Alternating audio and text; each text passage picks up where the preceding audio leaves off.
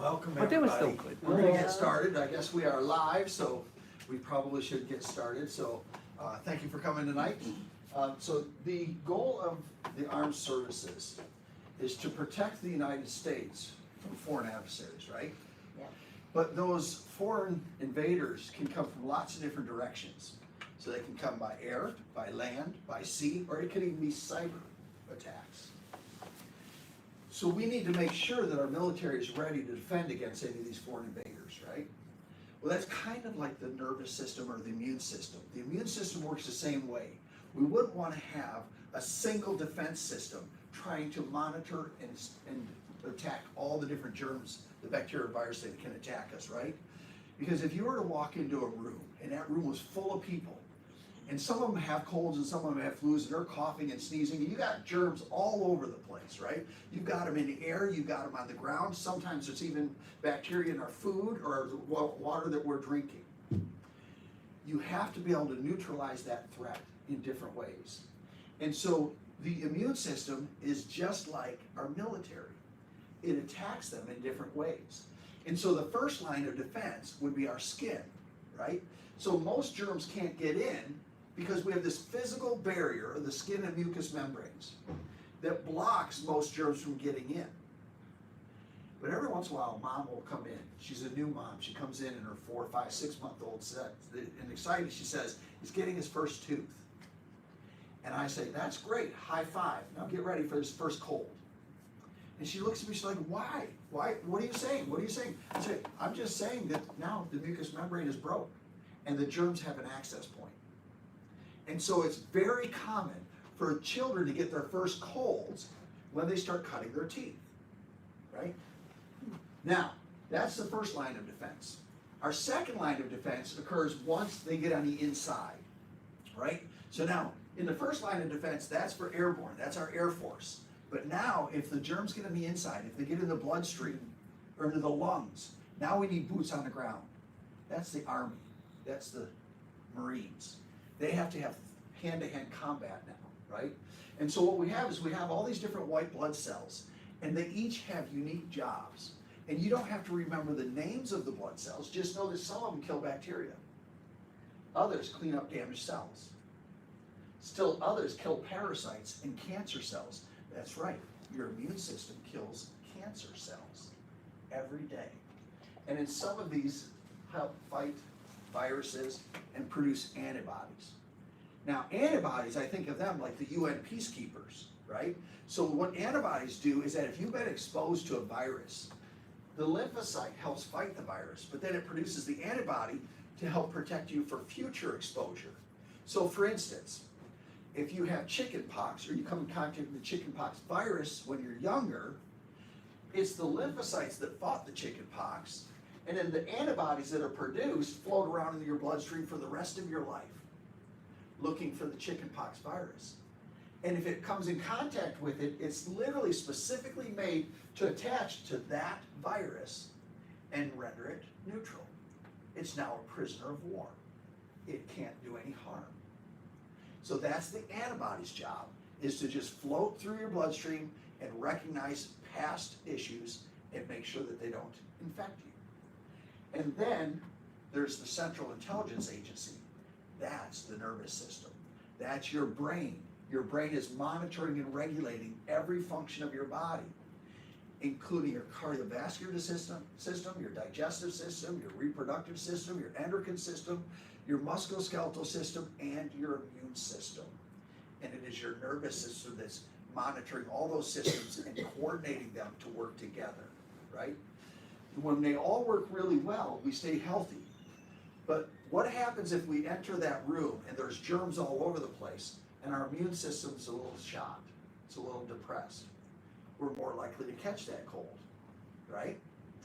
But why is it that some people catch a cold all the time and others just occasionally? Well, there's a few factors. One is how many germs are you coming in contact with? If you come in contact with just a few, your immune system might wipe them out. You might not even have any symptoms. But if you come in contact with a lot of germs, it's going to take some more work. You might start to cough, sneeze, have a fever, right? Chills. That's what happens when you get too many germs in your body. Also the strength of the germs, what we call the virulence. The stronger the germ, the tougher it's going to be to fight, right? So if you come in contact with a general cold, you might fight it really quickly. But what happens if you come in contact with Ebola? Ooh, you might be in trouble, right? In other words, the strength of the germ will determine it. And there's some really strong germs. Come on in. Jump on in. Oh, I would sit up front. You're not gonna So be able the to sit up strength of the front. germ will determine whether or not you're going to get sick and how sick you're going to get, right? But the big one is the strength of your immune system. And when we look at the amount of germs that we come in contact with, we have some control over that, right? We can wash our hands. We can wipe down our surfaces. There's certain things we can do to mitigate the amount of germs that we come in contact with. But we're going to always be around germs. There's germs in this room right now. I hope you guys all know that, right? They're everywhere. The strength of the germ is what we really can't control, right? We don't get to control how strong Ebola is. We don't get to control how strong the common cold is or the flu virus is. And as a matter of fact, we're making them stronger right now, aren't we? By the excessive use of antibiotics. The more we use antibiotics, the stronger the bacteria become. The strongest survive, and now we have superbugs. But it's not you and I that gets to determine that, right? The biggest thing that we can influence is the strength of our immune system. The stronger our immune system, the more likely we are to get through it without any issues. And so that's what we're going to talk about tonight. And so I want to welcome you to our Bulletproof Your Immune System workshop.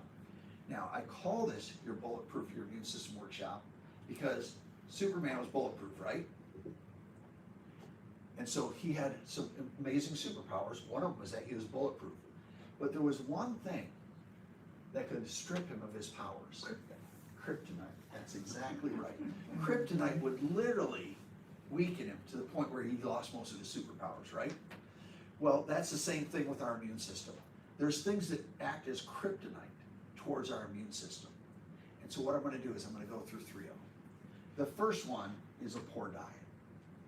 The food that you put into your body, if it doesn't have the right amount of vitamins, minerals, and nutrients, you're making unhealthy cells. And some of those cells are the cells of your immune system, right? But if you put in the raw materials, you're going to be healthier. So I want you to think of it like building a skyscraper. If you're building a skyscraper, you know that you need to have steel, a lot of steel. But if you're a little low on steel, should you sub it out and maybe put in aluminum or wood? Not for a skyscraper. You want that skyscraper to stay standing? You better use the steel, right? It's the same when we're building our cells. If we put in the raw materials, we're going to have healthy cells. So we need to make sure that we're eating the right foods. But the biggest one, the biggest kryptonite when it comes to your diet is sugar. Sugar literally makes the white blood cells of your immune system sleepy, almost comatose state. And so what we found out is that and this is not new information, by the way. This is a role of sugars in human neutrophilic phagocytosis. I'm going to explain what that means in a minute. But what I want you to notice is from the American Journal of Clinical Nutrition. What year is that? 1973. It's over 50 years ago. We've been studying this stuff for well over 50 years, and we've known this. And so the role of sugars in human neutrophilic phagocytosis. Neutrophils are a type of white blood cell that kills bacteria. The way they do that is phagocytosis. Phagocytosis is the process that the neutrophil gobbles it up. It engulfs it, it eats it, and that's how it kills the germ, the bacteria. So they want to know, how does sugar affect human white blood cells and its ability to consume germs, right? That's what it means. And so what they did was they took this group of people and they had them fast overnight. They were sleeping, they had them fast overnight, then they brought them in and they did blood draws. And they did a blood draw at the half an hour mark, 1 hour, 2 hours, 3 hours, and 5 hours. And then they put it in a petri dish with germs, specifically Staphylococcus epidermis.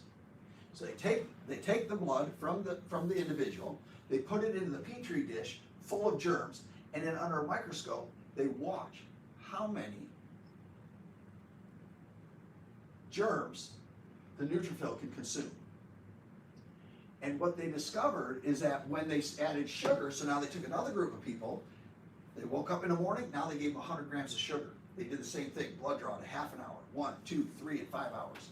And now they compared the difference. And what they realized is that it didn't take very long. Within a half an hour, the people that had the sugar, their neutrophils could not consume as many bacterial cells as the ones without sugar. And that the biggest impact was between 1 and 2 hours down the road, but it even still lasted 5 hours later. So when you're consuming sugar, it didn't reduce the number of neutrophils, it reduced their ability to consume bacterial cells. And so here's what the numbers showed. They showed if you consume no sugar, each white blood cell could kill 14 bacterial cells, which meant that your immune system was working at 100%. But as you ingested more sugar, 6 teaspoons, 8-ounce soft drink, now it can only kill 10, which means that your immune system is working at 72%. But watch what happens when we have an apple pie or a banana split. It literally is 2 and 1, which is 14% and 7% of your immune system, right? They even said that the banana split is the equivalent of uncontrolled diabetes. It's literally putting your white blood cells to sleep. It's not changing the number of them, it's reducing their effectiveness. That's how bad sugar is for your immune system, right? So, the number one way to bulletproof your immune system is to eat well. Whole foods, fruits, vegetables, beans, nuts, seeds, and clean meats. But what happens if you get sick? What happens if you already have that cold, that flu, COVID, right? Well, that's when I ramp up some of the, what I call the immune boosters. Vitamin C is a good one. Vitamin C is an antimicrobial and antibacterial. Now, the RDA for vitamin C is 80 milligrams. But if I have a cold, and by the way, I do not supplement vitamin C on a regular basis. I get it through my diet. You asked that question earlier. I get most of my nutrition through my diet. I supplement a couple of things. But when it comes to a cold, if I have a cold, I'm not taking 80 milligrams. That's not going to do anything. I'm taking at least 3,000. And I'm taking it at breakfast, lunch, and dinner. I want to get lots of vitamin C in there. And here's the good news. Vitamin C is water soluble. So if you take too much over a short period of time, no damage, you just go to the bathroom and it goes, right? So vitamin C, you don't have to worry about any issues of taking too much as long as you're doing it for a short period of time. And by the way, megadosing can be dangerous, but that's over 30, 40, 50,000. I'm talking about 3,000 to 5,000. Okay, you're nowhere near megadosing levels. The next one is vitamin D. RDA is 600 international units. But for vitamin D, I want to make sure that my vitamin D levels are in the normal range. The normal range is 30 to 100. The sweet spot, when you get your blood work, is 50 to 80. So once a year, I have my vitamin D levels checked. If my vitamin D levels are below 50, I'm going to supplement. But again, the RDA is 600. If you just take 600, you're not going to move the needle. It's going to stay there. You're just barely getting enough, right?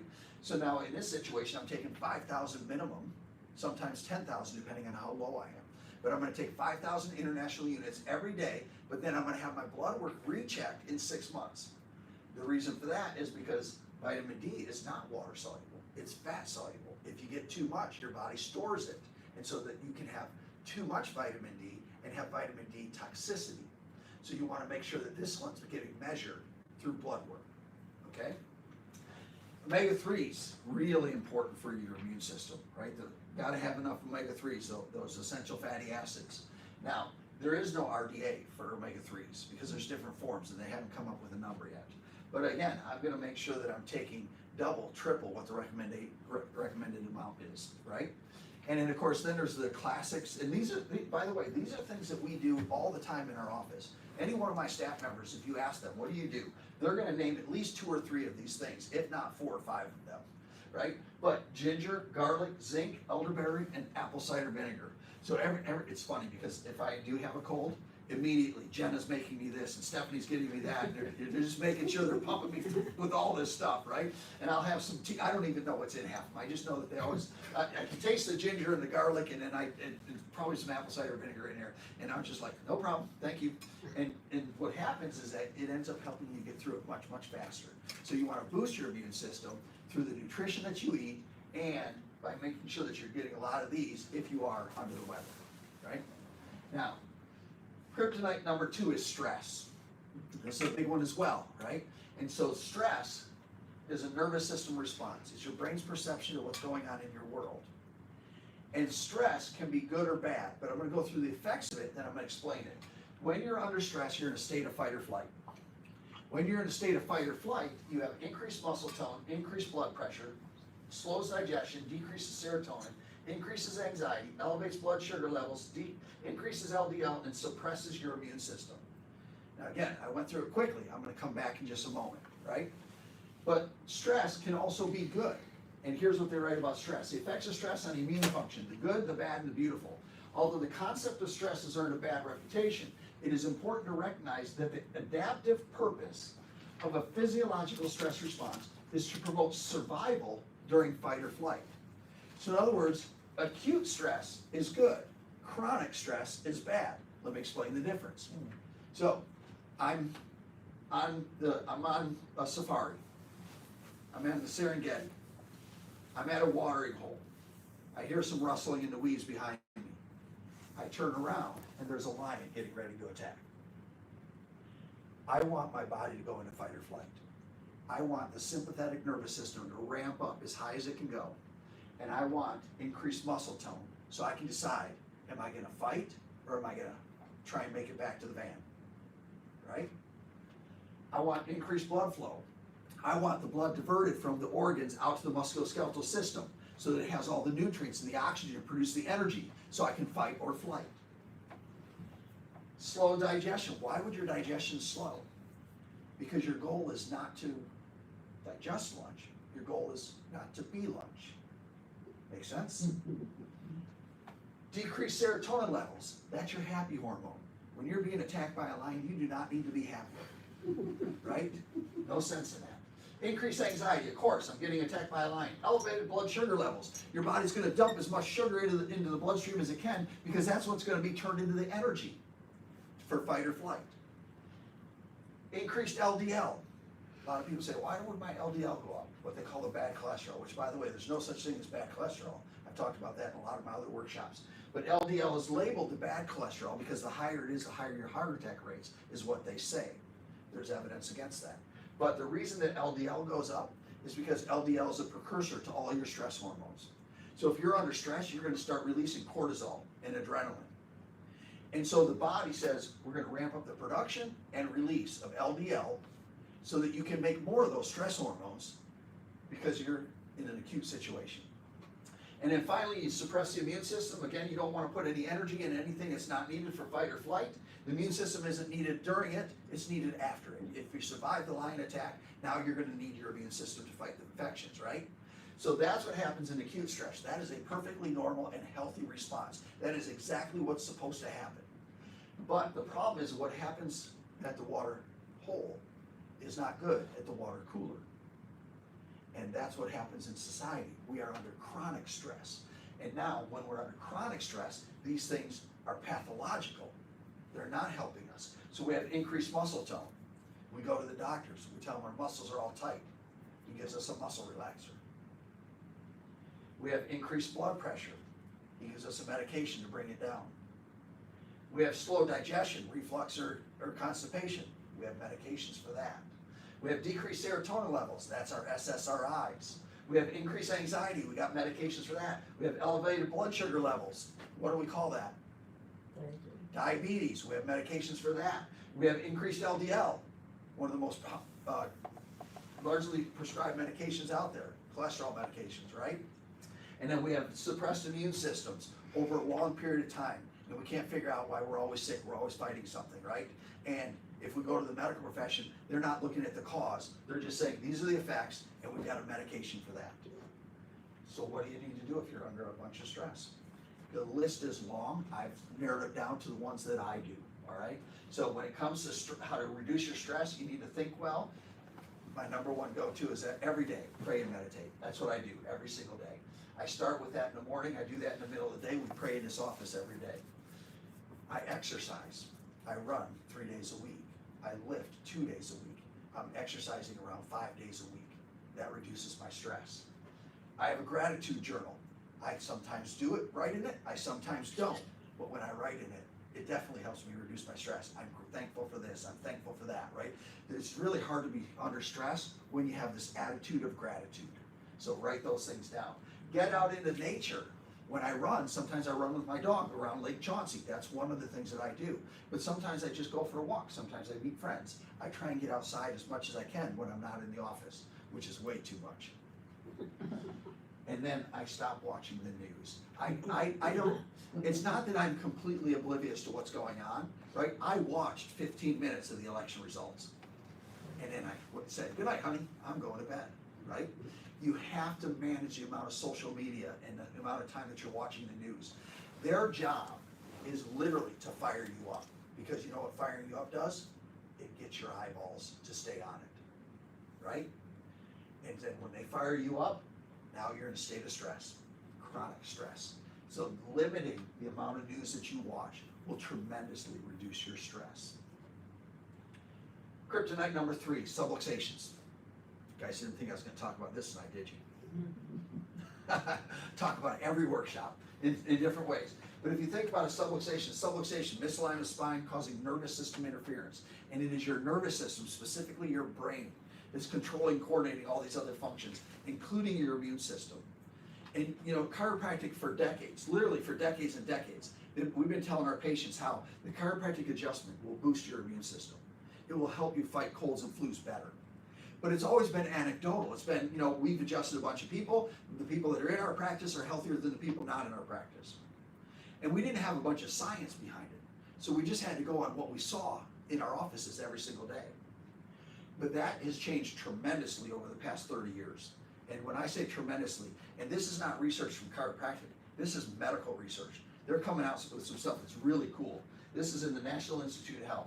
It says there's a clear link between the brain and body that shows a chemical signal which normally allows nerve cells to communicate with each other, can also redirect actions of the immune system. So your nervous system literally redirects your immune system to do what it needs to do. And so what we found most recently, the most recent research I've read on this, is that you actually have nerve cells that go right into the walls of the blood vessel, which communicate with the white blood cells as they're going by, if they're releasing chemicals. So here's what happens. The white blood cells, they see a germ, a bacteria or virus, and they release a chemical. That chemical is picked up by the nervous system. It's sent to the brain, and the brain deciphers whether or not it needs to do anything. You guys got it? Not a big deal? Mild infection? White blood cells, you take care of it. But as more chemicals are released, that's telling the brain this is a bigger deal. So what it's going to do is it's going to tell the bone marrow to produce more white blood cells and release those white blood cells into the bloodstream to fight that infection, right?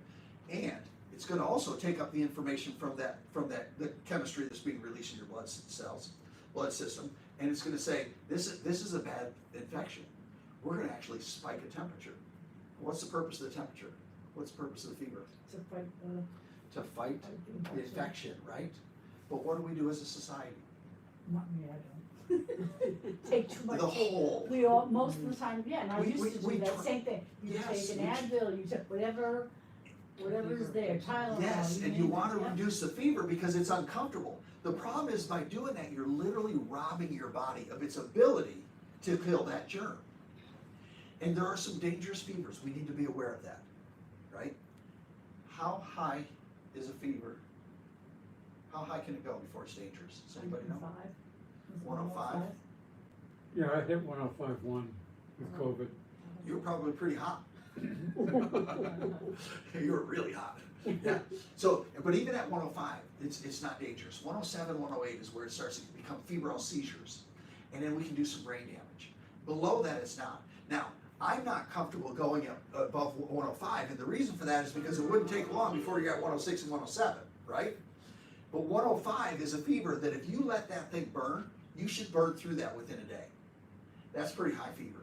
And I have 2 boys, and they're very different. I remember them growing up, and I always said, my younger son, he's the fast and the furious. He would get a fever, and he would burn through it in no time. 6, 8 hours, 10 hours later, he's through it. That's right. That's exactly what happened. Yeah, because your fever was nice and high. And that's exactly, so Justin would be 101, 102, 103, 104, 104 and a half, 103, 102, 101. And he'd be back down, right, in 6, 8, 10 hours. Yep. My younger son was slower, right? He's going to go 100, 100 and a half, 101, 100. You know, he'd get up to maybe 102 or 103 at the max. But it always took him an extra day, right? It took him a day and a half to 2 days to burn through that fever because his body wasn't getting as hot. So the fever is actually not the problem, it's the solution. But because it's uncomfortable, we think it's a problem. So as a society, not you, not some of my patients, but too many people take something to reduce the fever. You're far better off just laying in bed, wrapping those covers around you. If you're too hot, use a damp cloth, use some ice packs, keep yourself as comfortable as possible, but let it burn. Because the fever is the solution, not the problem to that, right? There's also some research that came out of the New York University Medical Research Department. A researcher's name is Ronald Perot. And what he found is that cancer patients were found to have a 200% weaker immune system function than people without cancer. That shouldn't surprise anybody, right? If you have cancer, your body's really having a tough time, and the immune system's getting a little beat up. So your immune system is 200% weaker than the average person. But what might surprise you is that they also discovered that people that have been under chiropractic wellness care for at least 5 years were found to have an immune system that was 200% stronger than people who had not had chiropractic care, and 400% stronger than those with cancer. When I say the adjustment literally fires up your immune system, it literally fires up your immune system. It removes the barriers, the interference from your brain to your body, directing that function. It spikes its ability to pick up that information, transfer it to the brain, and then have the brain direct the function so it can kick butt on those germs. That's how important the chiropractic adjustment is. So there's people, I had a patient who was in earlier today, and he was asking me questions because he had had lots of prior chiropractic care, only when he hurt. So he didn't go through correction, he didn't go through wellness, he basically went in a few times here, a few times there. And he said to me, so does this mean that I need to go forever? I said, no. I said, this means that you can go forever, but you don't have to go forever. But there's scientific evidence of why we should, including your entire body functions better, you feel better, so you're more functional, and your immune system is better. And now it's up to you to decide whether or not that's something that you want. That's why wellness care is so important. It's not because we want to get rid of your back pain. That's the benefit.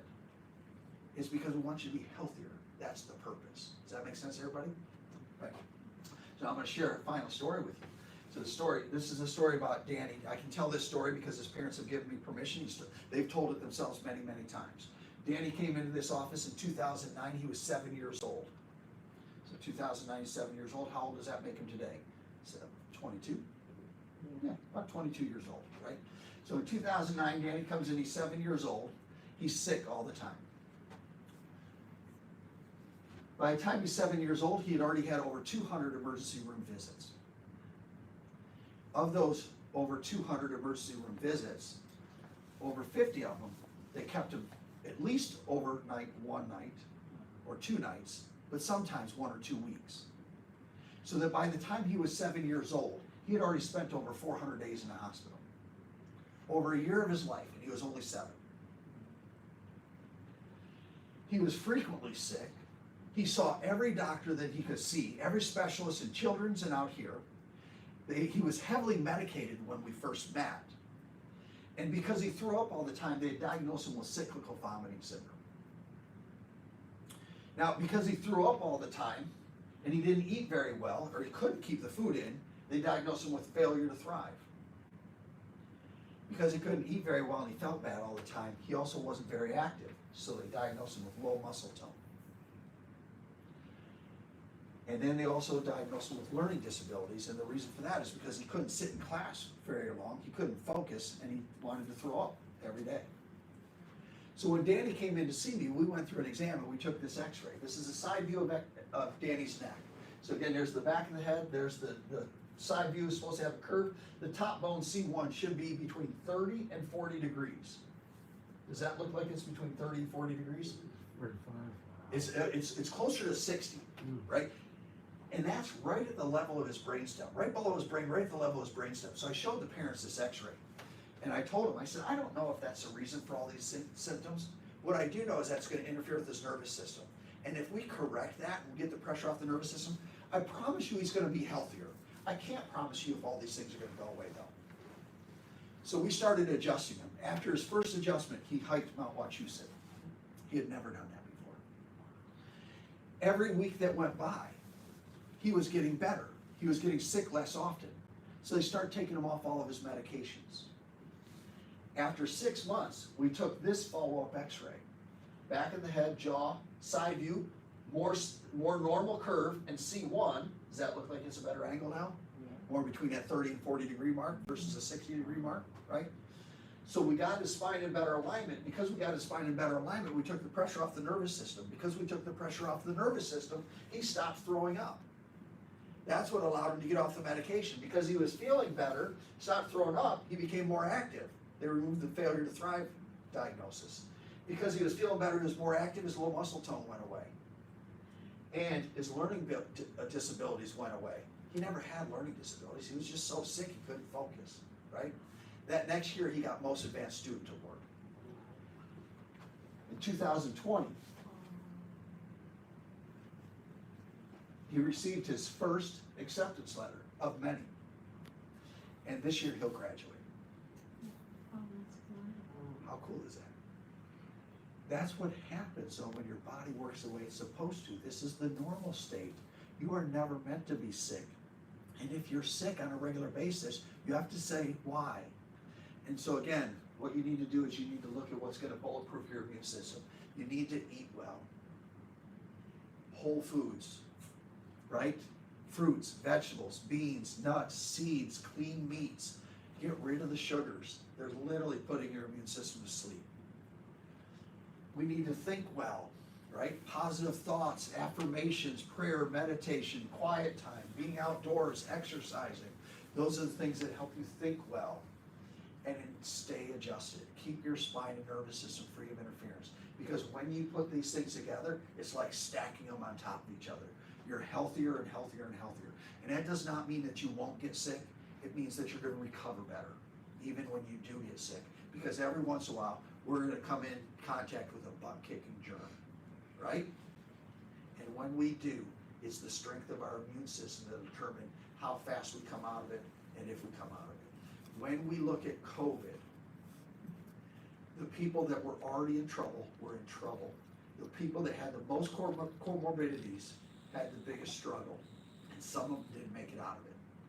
But everybody that was healthy made it out, right? And raise your hand if you got COVID once or more, right? Pretty much everybody's gotten it now. And here's the good news.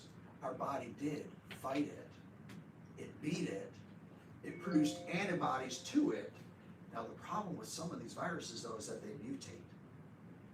So now the next version can still get us, but it's typically not as bad. Have you noticed that COVID today is more like a cold? Where COVID 2 years ago, 3 years ago, kicked our butts. Do you guys agree with that? And that's because we have some level of immunity to it now. Because our immune system is supposed to produce those antibodies, and it's protective for future exposure. So I'm going to open it up to questions because I think we might have one. So then we'll go to COVID one. So Yes. you're right, you have COVID, and first time I got it, I was like so shocked. Like I was so conscious about not getting it, being with people, whatever. My husband, he was a Saturday, and he's like, oh, we kind of got to slip. Well, like, I'm used to kind of slip, I don't care, wine. Yeah. But he did nothing else. And then a couple days later, like, oh my God, I was so sick. And then I never ever, and it was right before Thanksgiving, and I had run down the whole night because we were having like a big Thanksgiving. I was so sick from it. He didn't. Turned out it was COVID. I was shocked. So then I get it again. I got it again maybe a year later. Yep. Didn't feel as bad, but I really felt bad. Yep. I got the 3 times I got the shot, the 2 shots, and then the booster. So the question becomes, okay, so now it's like what are we up to about the 7th mutation? Yeah. And they're talking about everybody should get the shot Yeah. in the fall. So what do you think? So how do you feel about something like that?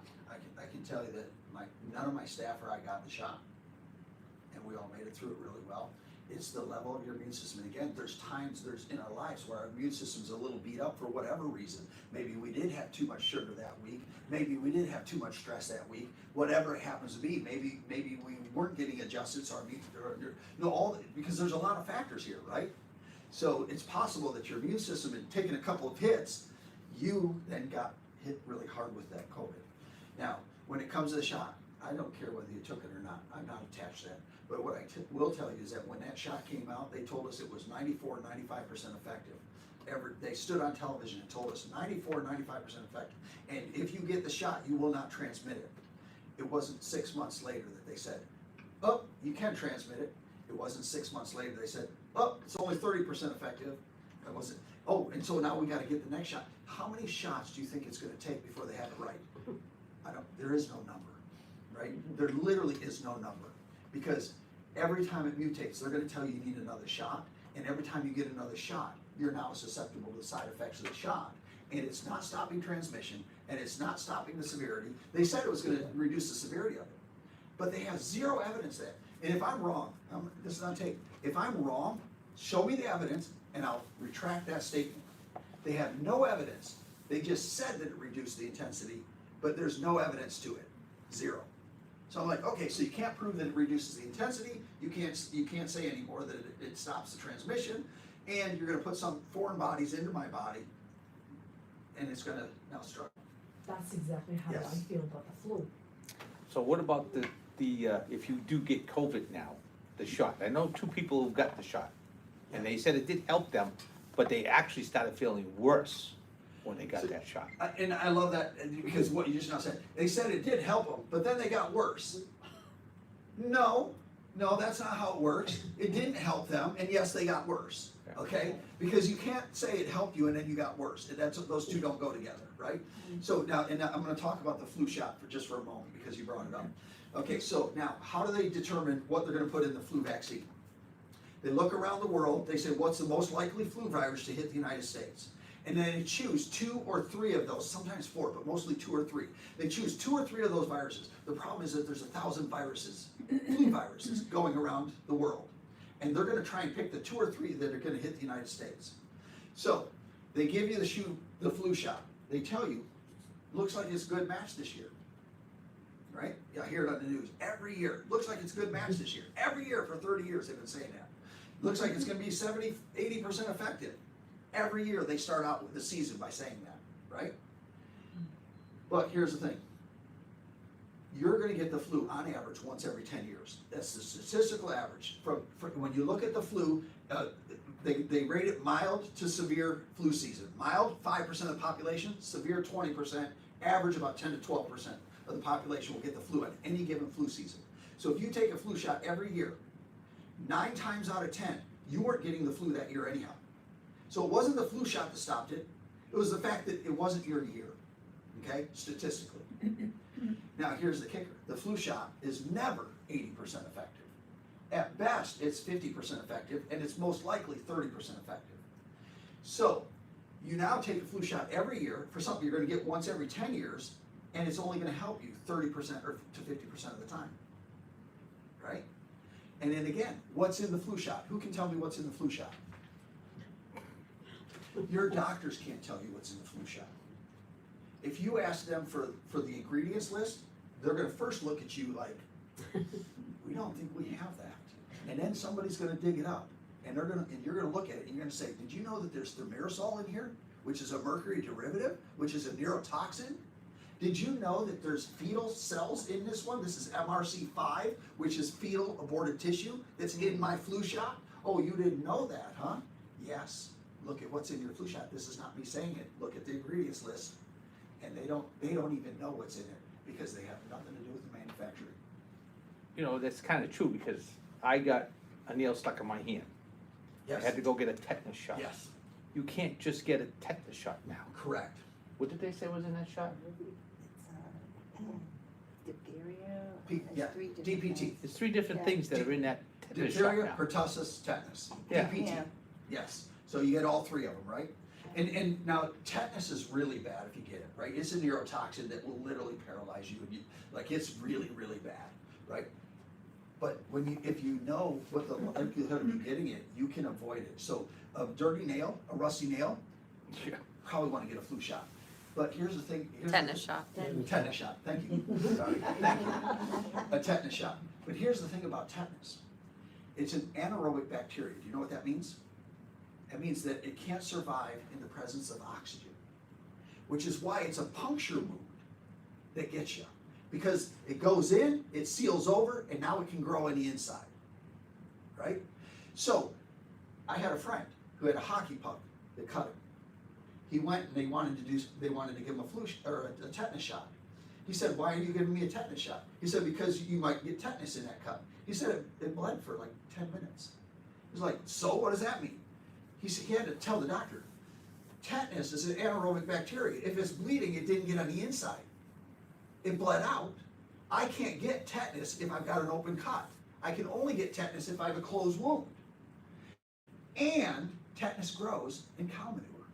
I didn't fall in cow manure on the ice. So why are we giving these things automatically? Because we don't know when to and when not to. It's just a standard procedure. You go to the hospital with a cut, they give you tetanus. Now yours, that's different. You had a puncture wound. You could have gotten tetanus, and that's dangerous, right? Let's not mess with some of the dangerous stuff. I like to just go back to the whole, like when you said that you got COVID for the first time, and then you were being super careful. I feel like people that were staying away, trying to avoid germs, got sick more because they were enabling their immune system, if that's the right word to say. Disabling Their Yes. immune system. On some levels, some of them were. And fear was a big one, right? So when they looked at, this is scientific, they literally showed those that had the most fear had the worst time with COVID. And again, it goes back to stress, right? It literally crashes your immune system, stress does. So fear does it, yes, exactly right. All right, any other questions? I was more disappointed I was kicked out of the club. That was really what I was really disappointed, like I could no longer say, I wasn't in like a COVID club. Yeah, It's no. okay, you're in the cool kid club now. Yes. What about the people that, Superman. like, when they get COVID, they get like the hyper whatever, do you know what I mean? Like their immune system overreacts to Yeah. it, and that's usually like very healthy, like young people that would get that. So that's probably not true. The healthy people made it through no problem. What we didn't know exactly how to treat it in the beginning, and I say we, I mean the medical profession, because I didn't treat COVID, right? So we, meaning the medical profession, didn't really know what to do. So do you remember in the beginning how many people got put on ventilators in New York City and Boston and all the other cities? They ruined them. It literally Killed them. killed them. Yes, it The did. death rate, if you went to a city that didn't have any ventilators, even if you had all the comorbidities, the death rate was 4%. New York City, everybody that went on ventilator, 60%. Yeah. It wasn't even close, right? So, and that's usually when they had the mast cell, which basically was a histamine response. So basically, they filled up their lungs with fluid and they couldn't breathe, and so they passed away. But that didn't typically happen to healthy people. That almost always happened to the immunocompromised people, right? So yes. And here's the other thing that I think, and again, this is my personal opinion, but it's on tape, so it's live. We have authorized the COVID vaccine for 6 months and above. Do you know that in this state, not one child under the age of 18 has died of COVID? Not one. 0. The number is exact. It's not arbitrary or vague. It's 0. COVID is not dangerous to the young and the healthy. And yet we're giving them a shot that we don't know what's going to happen. I was in a class just about a month ago, and the person presenting the class, he worked on ventilators in New York City, right? But he'd already retired, so he was up here. They asked him to come back down there to help put people on ventilators. He said, you know what, I'm in my 60s now. I think I'm gonna stay away from that New York City area. I'm gonna stay up here. But what I am gonna do is I'm gonna do the COVID shots. So his job was to give people the COVID shots. He said, I got my first COVID shot, no problems. I got my first booster, all of a sudden I started having arrhythmias, I started feeling bad, I ended up in the hospital. I was there for 6 months and I had 2 heart surgeries. He got out of the hospital, continued on with his life, and then he wanted to visit his grandson. But his daughter said, not unless you're up to speed on your boosters. He got his second booster. He immediately went back into AFib. He said, but it wasn't that bad, it was only like 4 or 5 days. I'm like, you would never catch me doing it. If it gave me a reaction the first time, I'm not doing it a second time, right? There is no way. So yes, so again, it's the flu shot, it's the COVID shot. I'm not putting anything into my body that's not natural, if I can help it, right? That's the way I work. All right, any other questions? we are good to go. Oh, right. I was to say, I was just very blessed, I only got COVID once.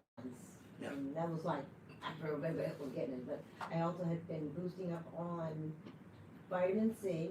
Yep. And zinc, and I know it was a third thing, but I also was doing a multivitamin regimen anyway.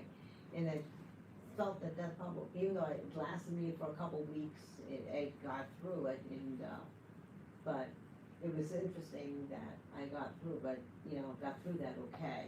So Yeah. I was very glad, because I had people pestering me like, well, you should get the booster shot, you should go get it, and then they think, well, it's gonna be better, and then they kind of like, totally went, and it kind of stressed me out just It listening does. to them, saying that, that as if I was the dangerous one because I didn't take the shot, And That's people another feel one of really those, being that's that one of way. those news warfares right there, boy. They just Yeah, put it out there. exactly. Like, It's if you're don't not listen getting the to shot, media.